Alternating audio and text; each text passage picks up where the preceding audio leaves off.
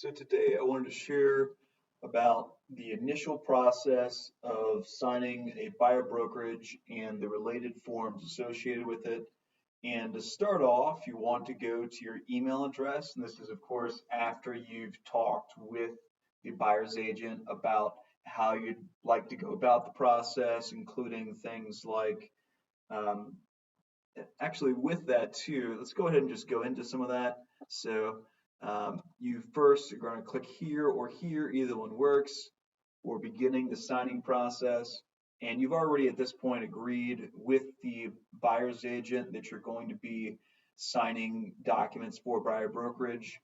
And also, there's different kinds of buyer brokerages, and we're not going to get too much into that, but I am going to give a link to this document that explains in more detail about the different kinds of buyer brokerage. So basically with this, you do want to adjust any of this if you haven't already told the buyer's agent about how you want this to be. But for just these purposes, we're going to go ahead and do accept as if this was really my first name and this is really my last name, and then this was the actual initials that I wanted. And there's additional options, but I don't really like to bother with much of it. So for the exclusive right to represent buyer agreement, that's one where, again, there's a lot of complexities to it, and I do recommend reading that other form that I had just showed you guys that goes through the different options with it. And you do want to let the buyer's agent know in advance if you want to do exclusive or non-exclusive. And there's some agents that won't do non-exclusive, but that's something that I will, that's allowed at Garrett Realty Partners. And then even though most people will still do the exclusive like you're seeing here, and you also want to let the buyer's agent know the duration of the agreement, whether it's 3 months, 6 months. In some cases, like if you don't trust the buyer's agent, you've had bad experiences, you might say a day. If you're just signing this just for showings one day to see how things are working with that agent. And it goes through a number of things, and I go over some of this in more detail. And also, this is something you definitely want signed. And in this case, just for testing purposes, I did not include that, and it's not the default template. So just one little thing that's missed here. But while it shouldn't be missed in yours, it does require manual input. So because the template just neglected to include that. So be sure that something like this is signed and that there is an option to sign it, because as you can see on this template, it's currently not an option to sign it. So one thing also with a situation like that, you can go ahead and, as long as nothing needs to be changed, just added, you can sign it as it is and then let your agent know about the things that need to be added. Whereas if it needs to be changed, it's better to not sign anything and see if anything needs to be changed prior to signing even the first thing. So you really want to go through the whole thing before you ever start signing anything to see if there's any changes that are going to be needed. Whereas additions, like I said, much easier to do. And after that, there's this consumer disclosure information form. A lot of content, basically a bunch of disclosures about some of the various things that come with being a buyer or working with an agent, whether it's talking about the disclosures that come with condos or property owners associations. Whenever you buy a house that has a condo association or a property owners association, you're generally going to be required to sign a disclosure for that. And then once you've signed the disclosure, if you get under contract with that property, at that point you have some time before you get usually the POA or condo documents. In some cases you can get it like right away, but in many cases you won't get it until after the property inspection contingency removal addendum has been ratified, which means that the buyer and seller have agreed on repairs. So the agency interest disclosure It's a lot of this stuff also is relatively self-explanatory, so I'm not really going to be going into the details that much on every single thing in here. We could spend a lot of time going through it, reading everything, going into lots of different possibilities about why and things like that. But I know that you probably don't want to spend all that time. So rather than me going through every single aspect of this, what I'm going to do is go through some of the main things. And if you have any questions, definitely reach out to your buyer's agent. So if you're watching this, it's likely that I'm your buyer's agent, so you'd want to reach out to me.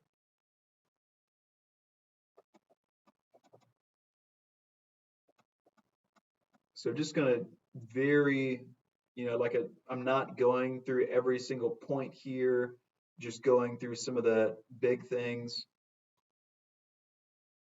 Any property that's built before 1978 is going to have an additional disclosure for the possibility of lead-based paint. And one thing to note about indoor mold is that mold, there's actually a termite and moisture inspection that covers wood destroying fungi, but mold is actually not covered in that. So this is what that bold thing here is saying, that if you really want a mold inspection, then it's going to mean an additional cost for it on top of any costs you may or may not incur for a wood destroying insect infestation inspection.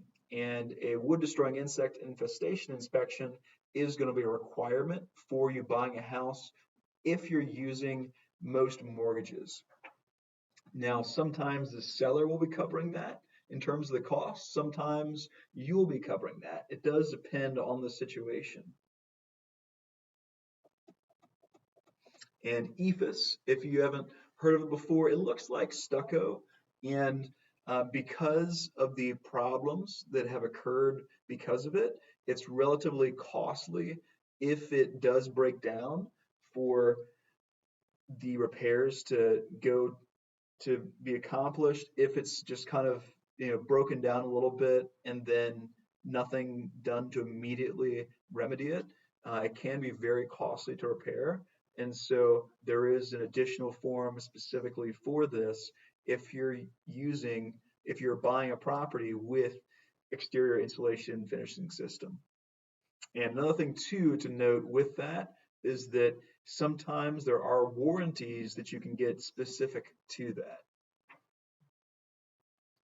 And the major problem with that is that if there are cracks in it and it's not immediately sealed, then water can get underneath it and it's very costly to repair. And floods in our area of Hampton Roads is a pretty big deal. There's a lot of areas where you're going to be dealing with floods. So um, just ask me if I haven't already given you various information on looking into flood zones, etc. And I have some videos on the subject of looking to see if a property is in a flood zone as well on my YouTube channel for business. And a home warranty is different from home insurance. Some buyers, like one in the past week that I spoke to, did not know that. So it's important to know that a home warranty is different than just home insurance. And with a home warranty, you generally want to get it, if you're going to get it, you want to do it at or before closing, because if it's after closing, then the price immediately goes up. And sometimes also the seller will be willing to pay for that home warranty. And the lender's title insurance is different than the owner's title insurance. In Virginia, lender's title insurance is required, but owner's title insurance is not. That said, I always recommend that owners get title insurance. Even if you're buying a bunch of properties and you're doing it in cash, still a good idea to get owner's title insurance. And this is going to be a relatively big issue in Hampton Roads as well. There's a lot of properties that have aircraft noise, and if you want to, you can completely avoid that by not being in a whole city that has aircraft noise, where you're going to for the most part, at least avoid it.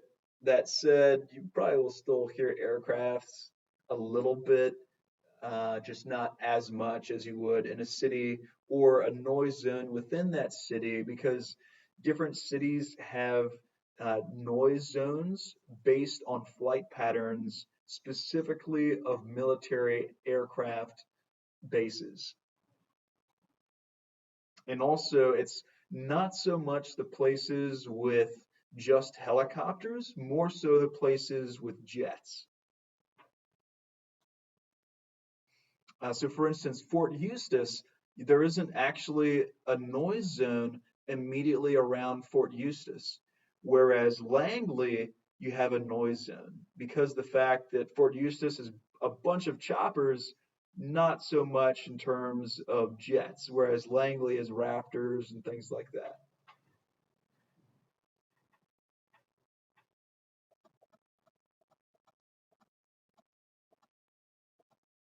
And there's just really a lot of really good things to look at in this first disclosure. Really, a lot of these disclosures have really good stuff to look on them. And something like a mechanics lien, it's where a lien can be put on a property that you are trying to buy, where in order for that property to transition to the next person, that lien needs to be paid off. And typically the seller will be doing that from the proceeds of a sale. Now, in a short sale, it can get a little bit more complicated, but that's still pretty much the case. Megan's Law disclosure, this is about the sex offender registry. And there's a number of things you can check, like flood zones, like noise zones. This is another big thing to check for a property, to see if there's sex offenders that are nearby that property. And in a lot of cases, there will be. It's just a matter of how close are you comfortable with being to a sex offender.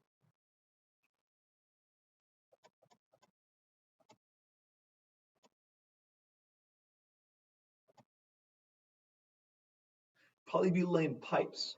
This is something where, another thing too, with power of attorney, you definitely want to let me know if you're going to be using power of attorney. For instance, if you are going to be buying a house, but there's going to be a period for 24 hours where you're not going to be available at all. Like if you're on a big international flight or something like that, where you don't have Wi-Fi, and there are still some planes where they don't offer Wi-Fi at all, so there's no way to get internet in the air.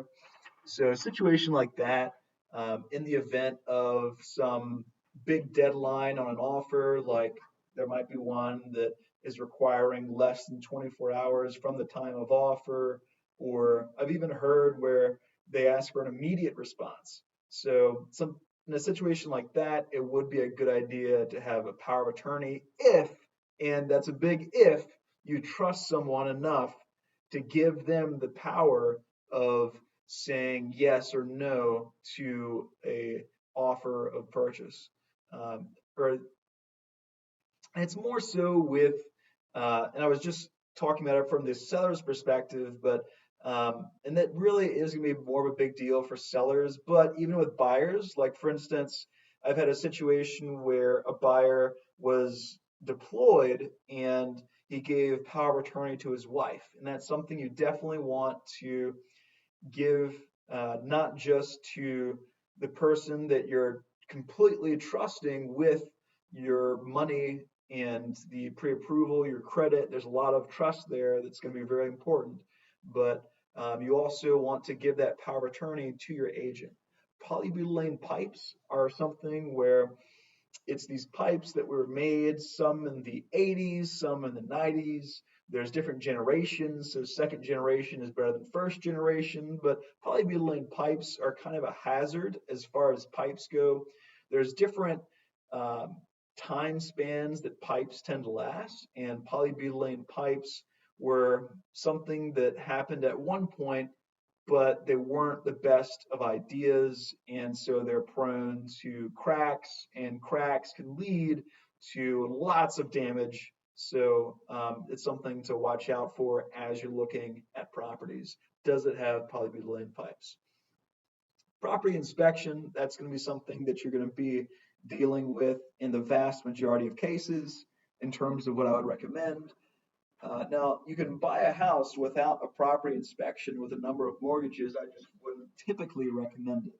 An example of an exception for when you might not want to get a property inspection, there's certain examples, like for instance, if you were a Class A contractor, you might be able to do very similar to a property inspection when you're just doing a showing. And of course, it's going to take more time than typical showing, but if you have that kind of knowledge and expertise, then you might want to not consider a property inspection. But even Class A contractors, sometimes they might want to get a property inspection if they're not all that familiar with buying a home. And school redistricting, this is something that can happen when you buy a house. You don't just buy the house, you buy the neighborhood, you buy the taxes of the area, you buy the school districts in essence, if you are going to public schools. That said, you can buy a house today and tomorrow they could put your house into another school district. So it's important to keep that in mind. Septic tanks. This is something that most people know about, where basically you don't have a city sewer usually available, and so you have your own septic tank.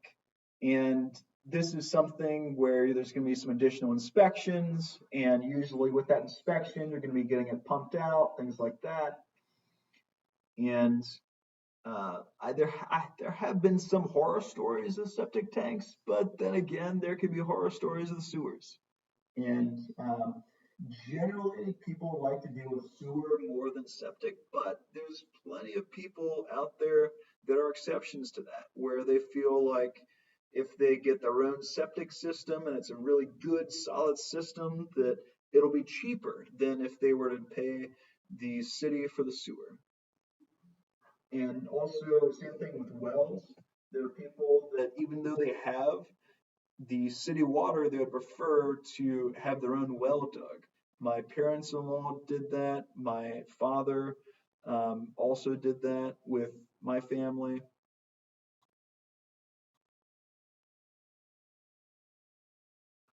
And here's some pretty good information on settlement.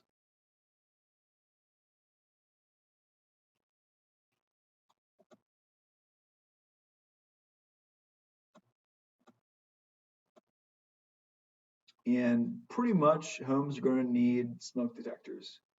And with square footage, we are in a buyer beware state. I have seen examples where a property was overestimated in terms of the square foot that it was.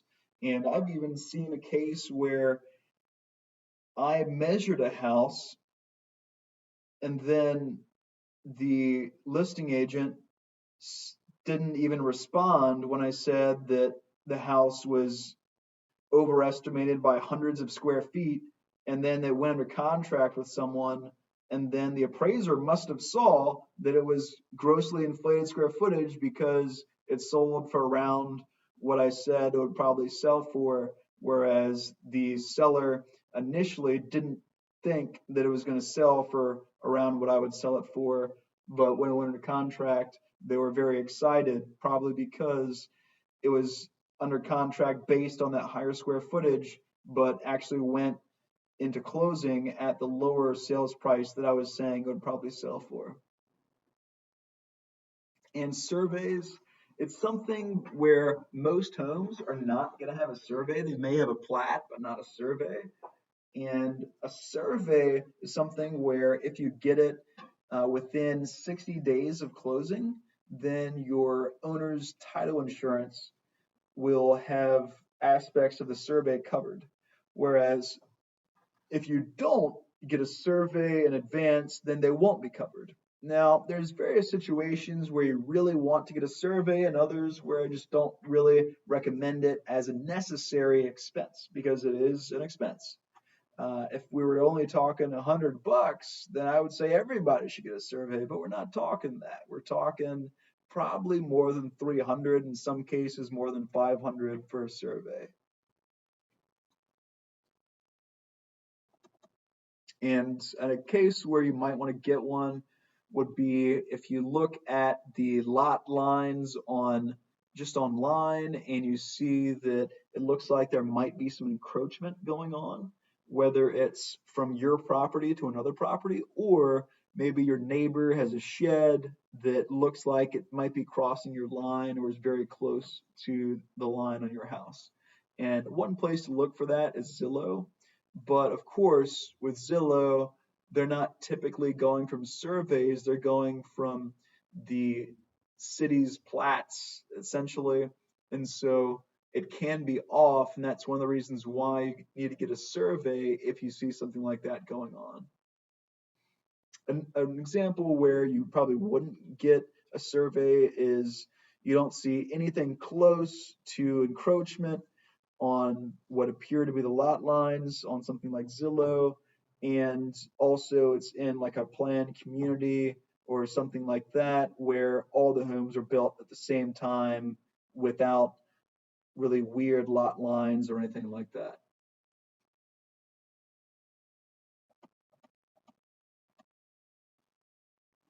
And this is the property disclosure. There's going to be a disclosure for um, pretty much any house that you buy. Not all homes, actually, but generally there's going to be some different disclosures that you're going to be going through.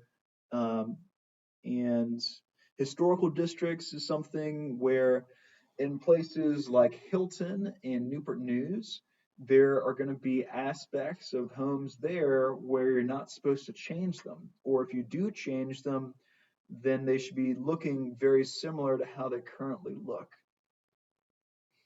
And we already went over some about military air installations. It's not just about noise zones, it's also about crash zones.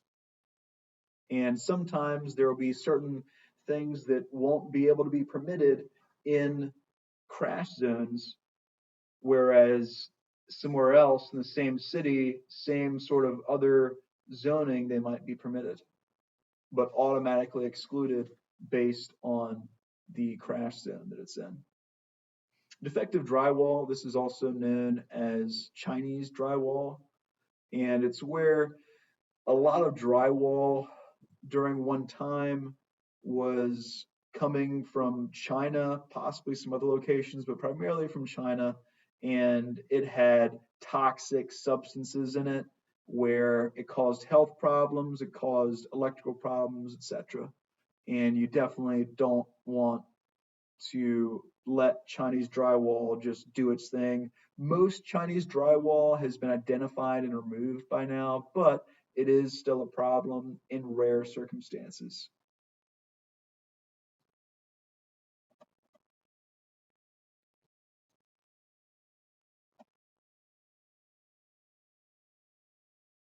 And one thing to note with right here, so sometimes there'll be a pending building or zoning violations. In other cases, there won't be a flagged violation, but items in the house won't be right. They won't have been permitted for what they are made to do. So, for instance, you might have a home that is zoned single family residential and it's being used as a duplex, not as a multifamily home, even though the zoning says that it's supposed to just be for single family. Now, there's some cases in something like that where it can be grandfathered in if it, for instance, was built in the 1800s before the zoning came into effect and it's been used as a duplex for all that time. There haven't been any lapses when it went back to single family use, something like that. There's sometimes exceptions, but you definitely want to look out for things like that in something where it looks and is being used as a duplex. And properties used to manufacture meth, that's where kind of like Chinese drywall, if that meth stuff seeps into the walls and ceilings, it can have a really negative, toxic impact on a property. And meth more so than other drugs.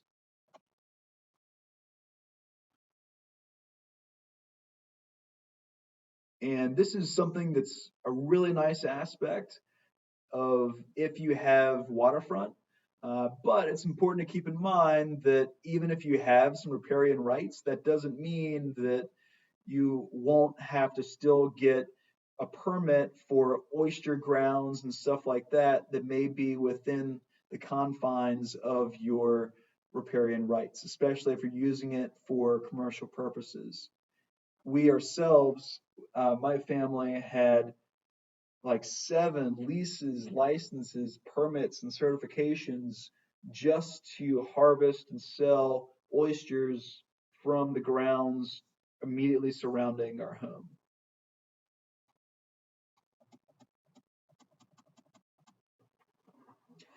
And this is something I was talking about before. It'll be a necessary aspect of buying a house. And it's basically where sometimes paid for by the seller, sometimes paid for by you. A termite and moisture inspector comes in, sees if there's any termites or other wood destroying insects, as well as any wood destroying fungus.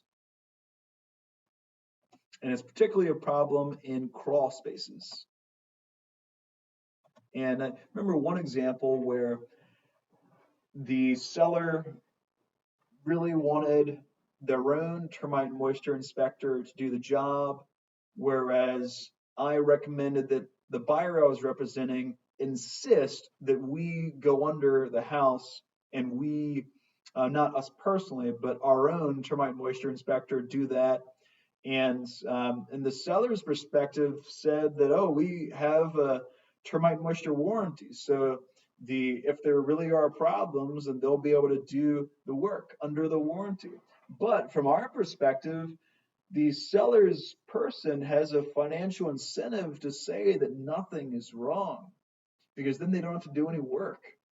Whereas if the termite moisture person of the buyer finds problems, they have an incentive to say that things are wrong. And it turned out that their termite moisture person for the seller hadn't even gone under the house. It was really difficult to access, and so they just said, okay, we're not going underneath here.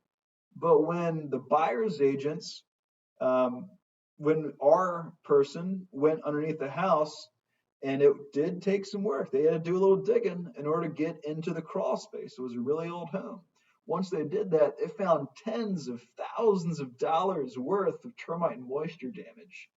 And it just goes to show you about how important these sort of inspections are, and not just by the seller's person.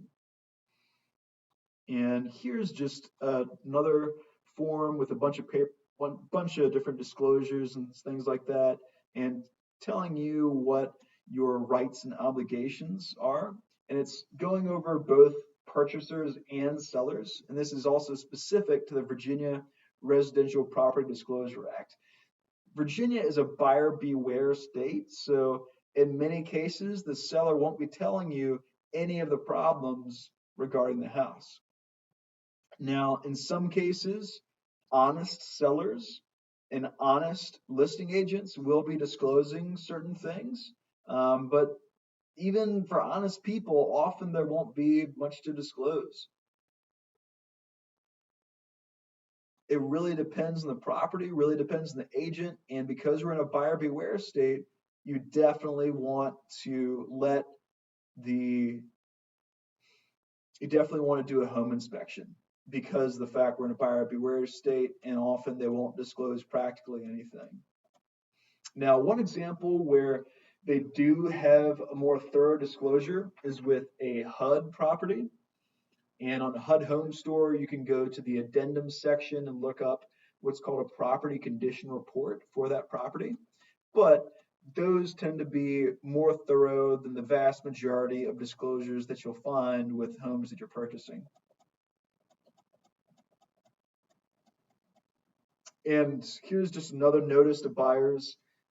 Earnest money deposit. This is something where you are putting down essentially a an amount, maybe 1% of the purchase price, and there are other possible sums, sometimes more, sometimes less, but you're basically putting that down as a deposit, sometimes to your own buyer's agent firm, or sometimes to the listing firm. Sometimes it'll be to a closing company. There's a lot of different possibilities there. It's preferable to be the buyer's agent's firm. However, sometimes the seller slash listing agent will request that it be to the listing agent's firm. And pre-approval, I recommend doing this before you ever go see a house. Of course, pre-approval isn't really going to be applicable to someone that's a cash buyer. And same thing with credit checks. If you're a cash buyer, these don't matter, but most people are not cash buyers. And for the search, there's like really a lot of tools for searching, but you'll see a lot of those on my website, adambgarrett.com, and you'll see some of those also on my YouTube channel. And with this, it more deals with mortgages than with cash buyers, but you definitely want to get this estimate and what all your costs are going to be, not just getting a pre-approval if you're using a mortgage company. And same thing with this, you want to be getting this from your mortgage company. And for both of these, you want to be comparing different lenders for this, as far as what I would recommend at least, not just looking at your closing costs. And I've got on my page, I've got something about how to go about that in the lenders section for recommended lenders.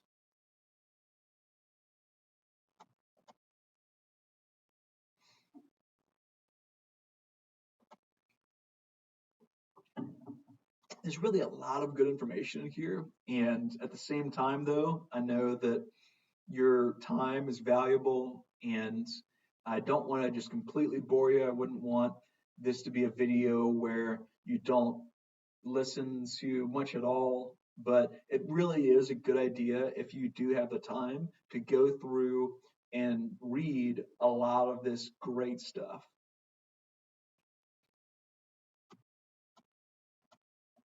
Especially things that are in bold, like right here, etc.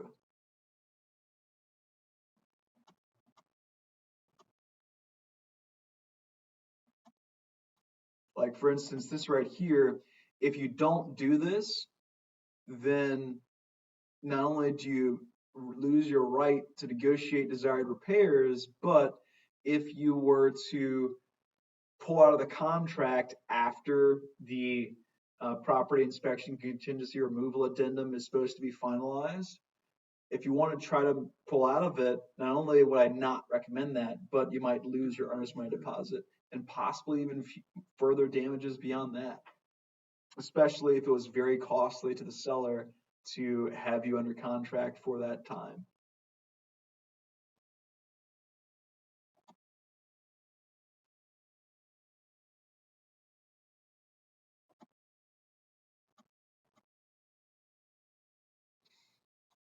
And this is definitely very, very important. Utilities, you want to get these turned on by the time of closing, and you want these on for the inspection.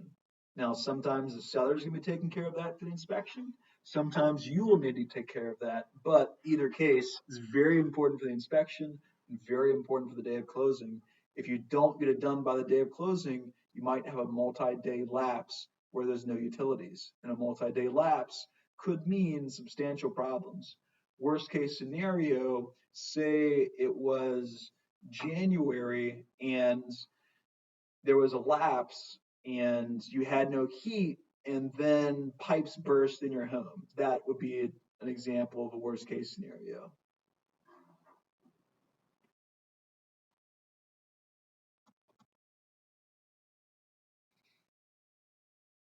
And walkthrough, there's going to be a different form for that as well. And there's just really just tons and tons of fantastic content here. So I would really recommend that you go through this more thoroughly than I'm doing it here.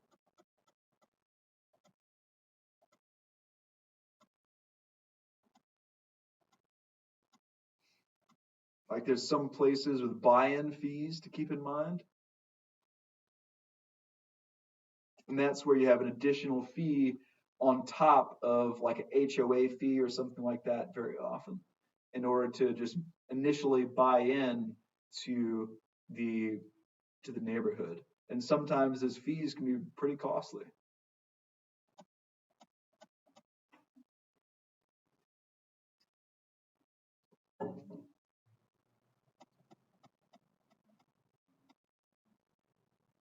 And this is a fantastic resource for looking at area information.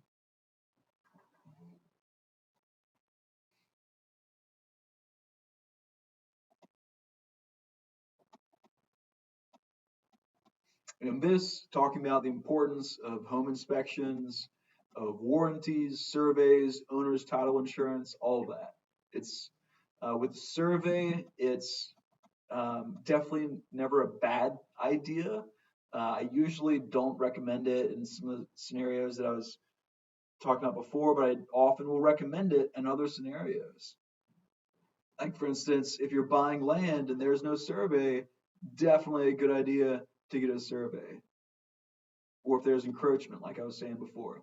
Home warranty, if you have a situation where there is a really old AC and you're not able to get the seller to replace it, a home warranty would be fantastic to help cover you in the event that that AC or that HVAC or that hot water heater that were old, decrepit, having problems, if they went down. And very often, sellers will not want to replace something that's really old as long as it's still currently working.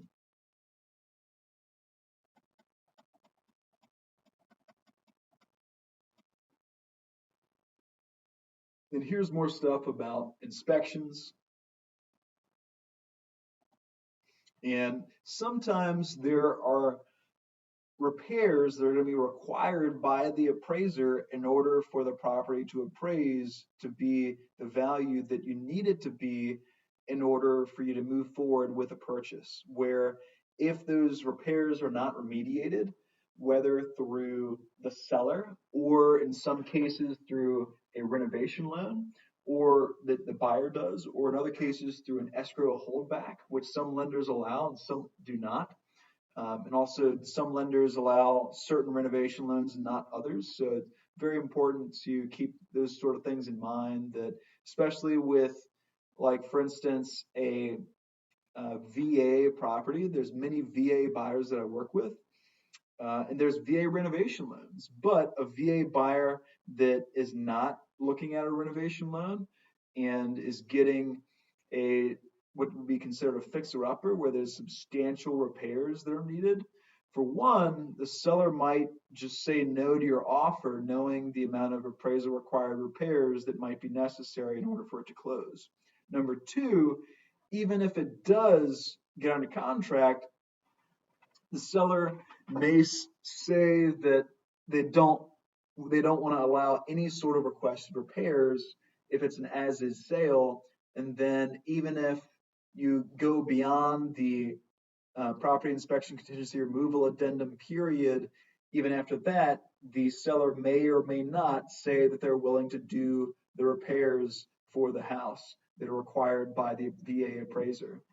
And especially with short sales, very often they'll say no to any repairs required by the appraiser.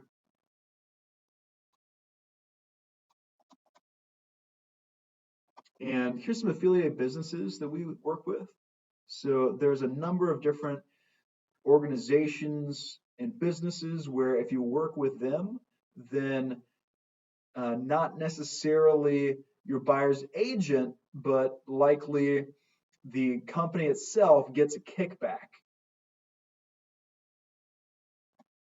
So you do want to keep those in mind. That said, it's also very nice to be able to do work in-house where you're going to a one-stop shop where Garrett Realty Partners also has a place for closing within the office. It also has a place for getting a mortgage through something like Garrett Mortgage in the office, and you don't have to go anywhere else for a lot of your needs for a home purchase. And this contact information sheet, it's going to be very important before you do the other forms, very preferably, although it may be in some cases with the context of the other forms. But ideally, you want to fill that out before you fill out the rest. And FEMA, this is for flood zones, and you definitely want to look out for flood zones of any potential property you're looking at. And then here's just a relatively sizable form about protecting your family from lead in your home. And that's about 20 pages. So that might be the end. Okay, not the end. So one more form is just a reiteration. If we haven't already told you enough times, it's a fantastic idea to get a home inspection. And that is pretty much it. I hope that was helpful. And also, once you've gone through everything, you've seen that nothing is needed to be changed, that is when you start signing. So you hit start and you just click on where it says, and it like automatically dates for you. And I'm just clicking, clicking, clicking. And it's easier to do on a laptop than it is on a phone, but it can be done on a phone as well. And where you see all this stuff, it's not really requirements to, like this sort of box does not designate a requirement, but you do want to still fill out all the information. So I'm putting male, Mr. ABG, and I just hit tab in order to do that. So one little shortcut when you're doing consecutive boxes like this.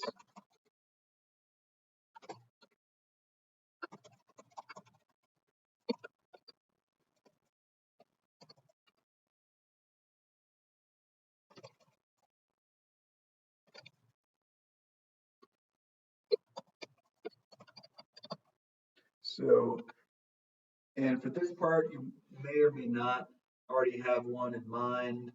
And for this right here, you do just want to read this little bit. And if there are any discrepancies, whether it's through power of attorney or a business you're using, or your legal name is going to be different than your actual signature, you want to put any of that in user marks.